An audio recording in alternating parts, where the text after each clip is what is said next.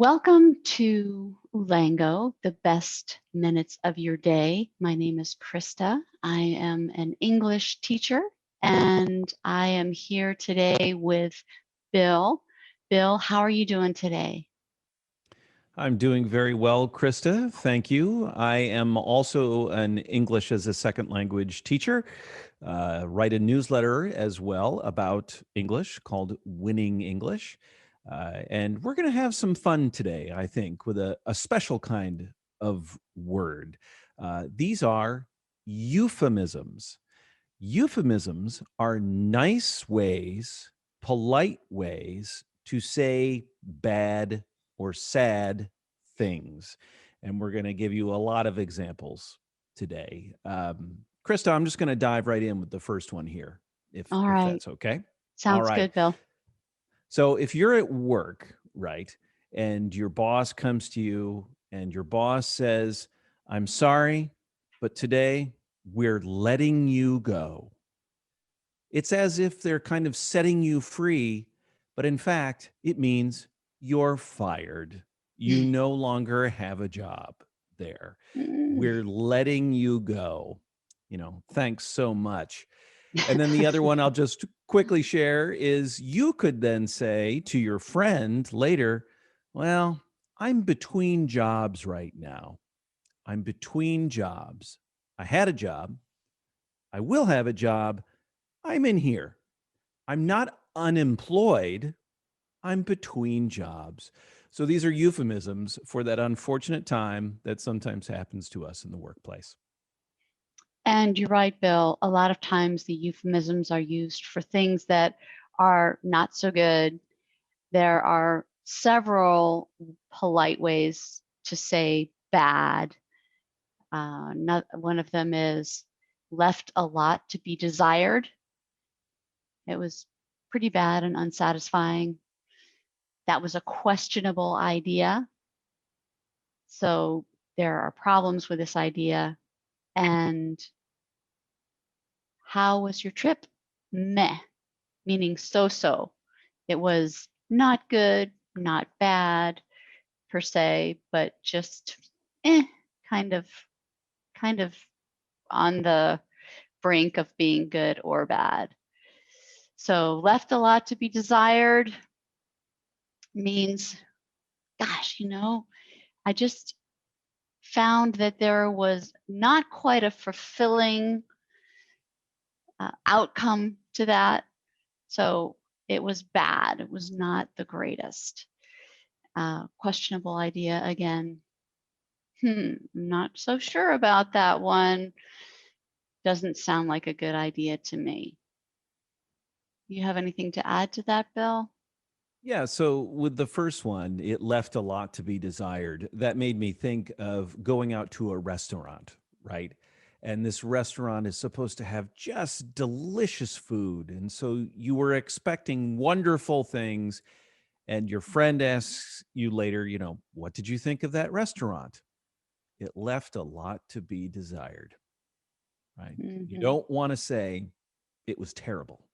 Mm-hmm. So you're being nice about it. Maybe they recommended it to you, right? And so you have to be careful. Yeah.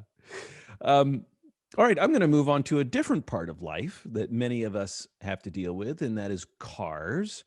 Now, there are new cars, which of course is easy to understand. You bought it brand new. But then there are used cars, right? You're buying an older one that somebody bought new, but now you're buying it from them. So it used to be that we called those used cars, pretty straightforward. But then the industry started calling them pre owned. These weren't used, these weren't old and kind of dirty. These were just pre owned. So you might see places advertising pre owned cars. Mm-hmm. Right. Another use for pre-owned could be a husband or wife that was pre-owned, which is a nice way of saying that you're trading them in on a newer model, perhaps. You're getting rid of your pre-owned wife or you're marrying a pre-owned husband or wife from a previous marriage. So a divorcee is pre-owned, is a little nicer way or almost funnier way to say that they previously had a marriage, pre-owned. Yeah, I agree. It's a way to kind of joke about it. Hmm. And maybe an example from this week when we're recording this is Bill Gates is officially going to be a pre-owned husband. Up for grabs, ladies. Yes. Okay. And some other euphemisms are that you can say instead of lying, um, kind of a fun one. She was just blowing smoke, meaning that whatever was coming out of her mouth was smoke, was not real. She was lying. So an example would be, you know, maybe Bill Gates was blowing smoke for for his wife, and she said, "I'm sorry, but that's enough, and I'm going to make you a pre-owned husband." Yes. Categorically inaccurate is another one that you can use. Uh, just not exactly correct. Was basically you're not saying the truth, you're lying. It was categorically incorrect. Can you think of an example, Bill, where you might use categorically incorrect or inaccurate? I can just think of politicians using that, right? Mm. Or government leaders using it, saying, no, we weren't lying about our program. Just when we previously spoke, we were just categorically incorrect, right? No, no, no, no, no. We weren't telling a lie. We were just inaccurate. Okay, okay, sure. You could also say that they were being economical with the truth. So they weren't necessarily espousing or telling lots of truths. They were being economical with the truth. Same thing with the politicians. You could totally say, yeah, that politician was definitely economical with the truth. And one thing I would add to that is, you can tell the truth and then you can tell the whole truth, right? Maybe you are only telling part of it and not the whole story. And of course, economical with the truth, economical's usually good, right? You're saving some money, you're holding something in reserve. But if you're economical with the truth, what are you holding in reserve, right? The Mm-hmm. truth. So Mm-hmm. you're not telling the whole truth, Mm-hmm. Partial truth telling. right? Hmm. And And then you I have a guess, couple. Oh, go ahead. I was just going to say you have a couple for dying. What are some Yes. very elegant ways or less painful ways of referring to death? Yeah, to start to wrap up for today, yes, obviously death is bad. And so we look for nice ways, polite ways, comforting ways to talk about it. And so you might say to your friend, I'm so sorry that I heard your mother passed away, right?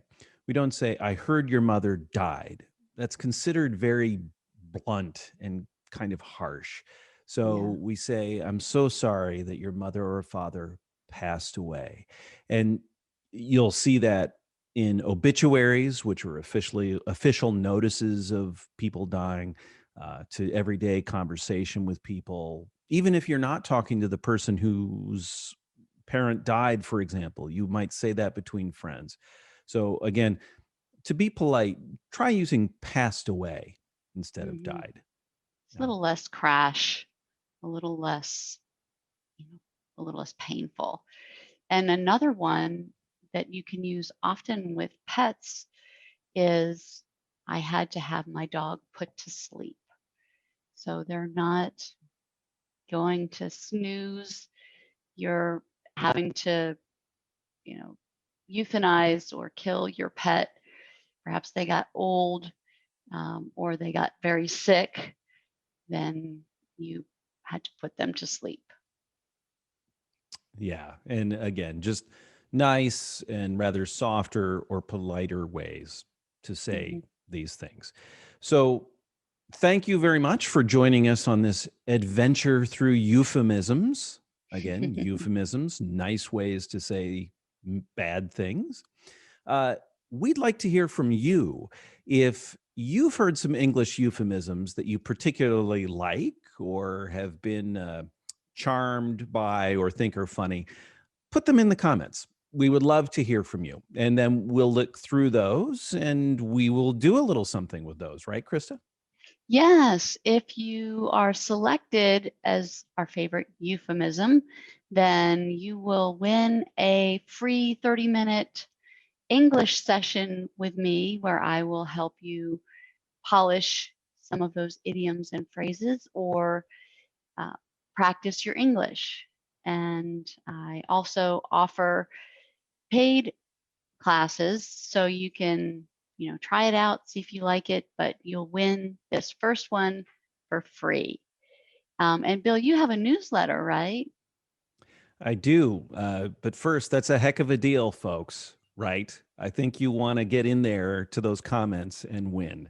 And for my part, I would love it if you signed up for my weekly newsletter about English and the English language at winningenglish.substack.com. Winningenglish.substack.com. And also, of course, subscribe button, right? That's Hit that right. subscribe button right now. Like, share, hit the bell.